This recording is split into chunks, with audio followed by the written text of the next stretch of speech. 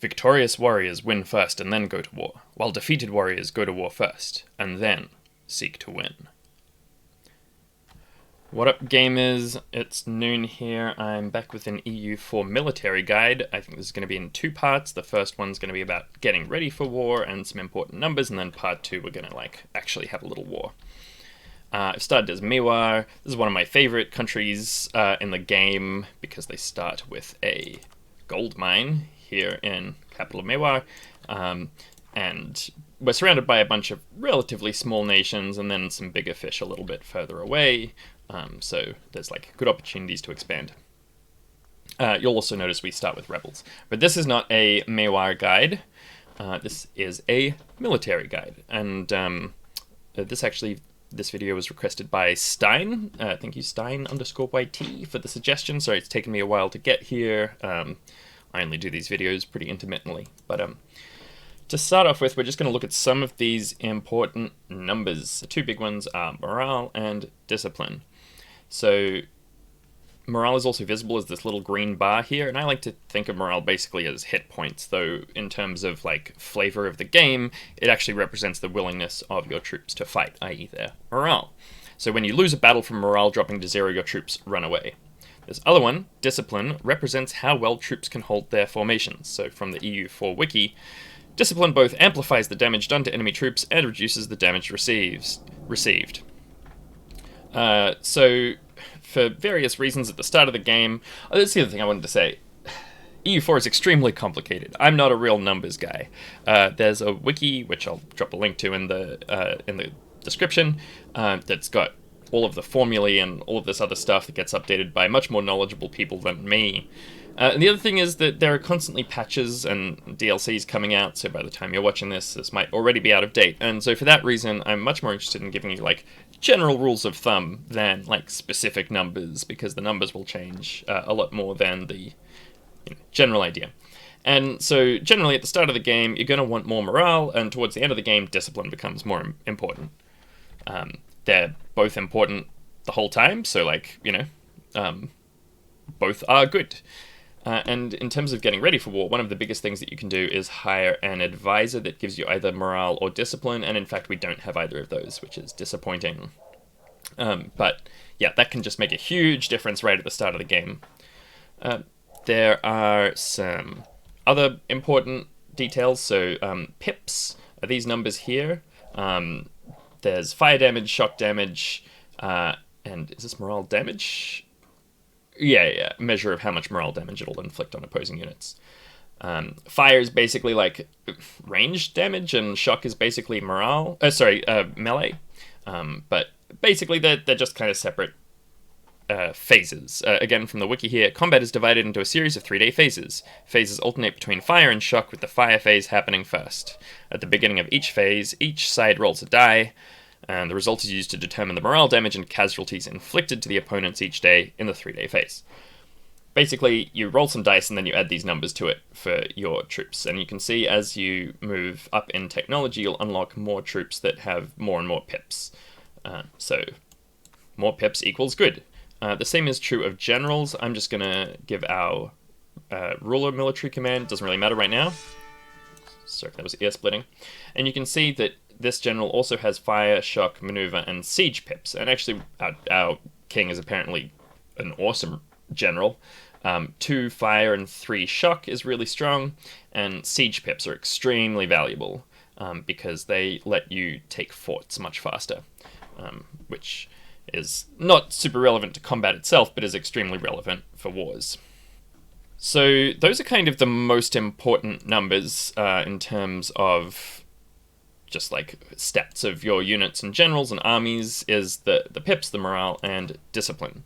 And there's a bunch of ways to improve those. So for example, drill will increase morale and discipline and other things. And you get that from army drilling. But there's lots of other ways that you can get those buffs. For example, if you go, here we're starting as Hindu, we get to select a deity. Again, this is not a Mewar guide.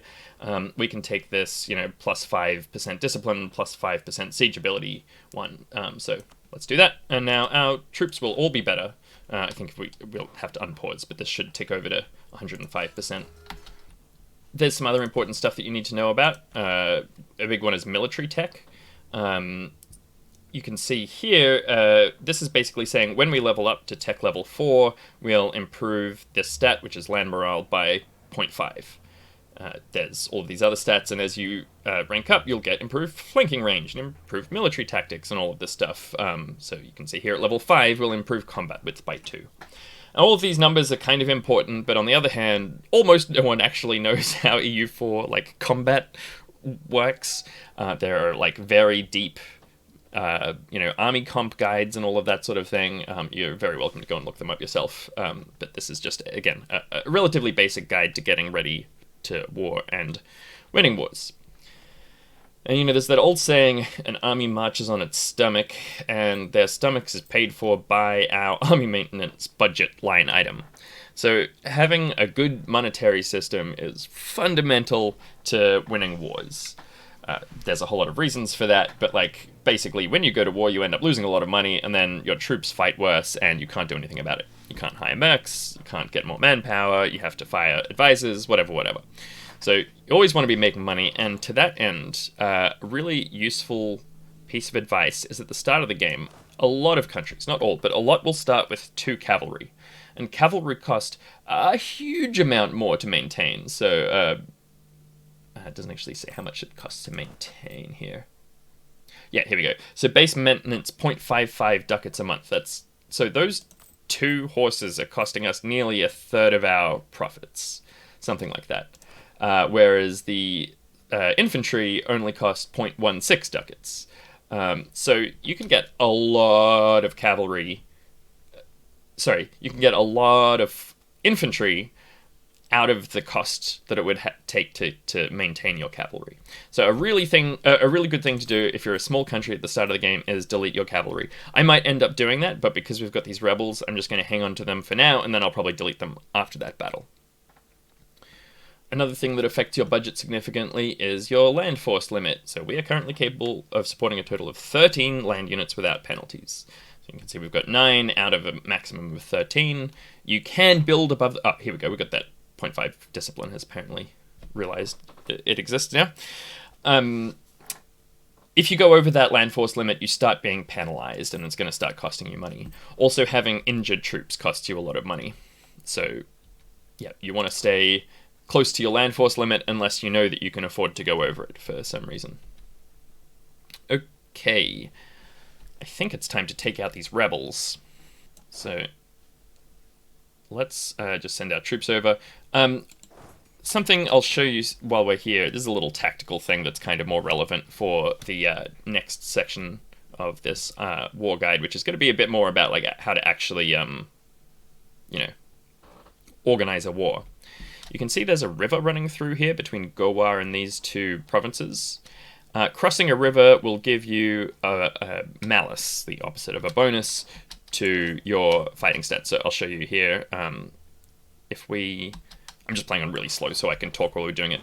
So we're going to go fight them here, and if you mouse over, battle will begin on the 5th of December. Great. Mewa may get a crossing penalty, -1. So this river crossing the penalty will give us a -1 to all of our rolls. So that's basically demoting our leader to fire 1, shock 2, and so on. And same with all of our troops. So something that can be useful is to cross over to a province that doesn't have a river between it and the enemy, and then you can negate that. Anyway, that's sort of incidental. I mentioned that there's a bunch of meta about army comp, and that I'm not going to be talking about that really. That's because, it changes all the time, and I don't know heaps about it, and there's a lot of much better guides out there. But one thing that's useful to know is that you don't want that much cavalry. There's what's called cavalry to infantry ratio, which gives, if you have too many horses relative to how many infantry you have, you get a debuff. Also, because we're in 1444, we haven't unlocked cannons, but cannons are really useful, and I think, I don't know, the more cannons, the better, basically, because they let you siege provinces better. So here I'm going to get rid of these horses now. I'm just going to delete them, and let's have a look at our income here. Oh, it's a bit messed up because we're losing money from casualties. It's costing us 2.1 extra a month.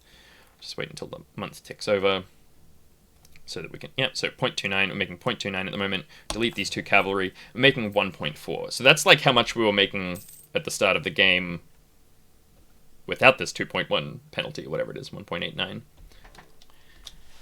Just one other thing I wanted to talk about is Mercenaries. So Mercenaries are available in this Recruit Mercenaries tab.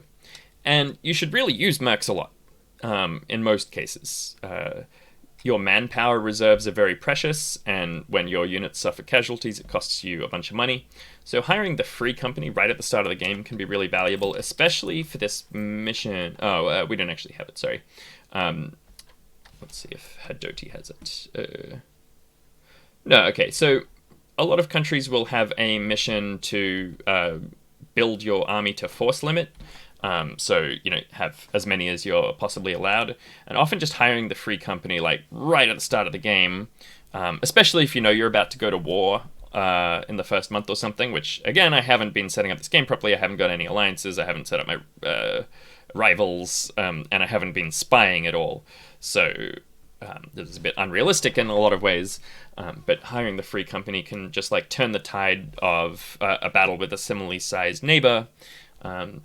Right at the start of the game, plus it can get you, the mission that I can't show you, unfortunately, as Mewar. Maybe I'll do a little pop-up here, where you get, it's normally, I think, discipline and morale buff. Oh, maybe it's morale and land maintenance. Anyway, so that's pretty much all that I had to talk about right at the start of the game in terms of, like, key numbers, stats, and just like numbers to look out for. And also, I just wanted to remind you that the wiki is there and that you can get a lot more detailed information about all of these and the specific way the mechanics interact with these numbers on the EU4 wiki. But that's about it for now. The next episode's probably going to be a bunch longer. We're going to actually fight a war. I think I'll stay as Mewar. I'll just run this game out a little bit. And I'll see you in a couple of years when we go to war. Thanks very much for watching. I'll catch you next time. Crunch, crunch.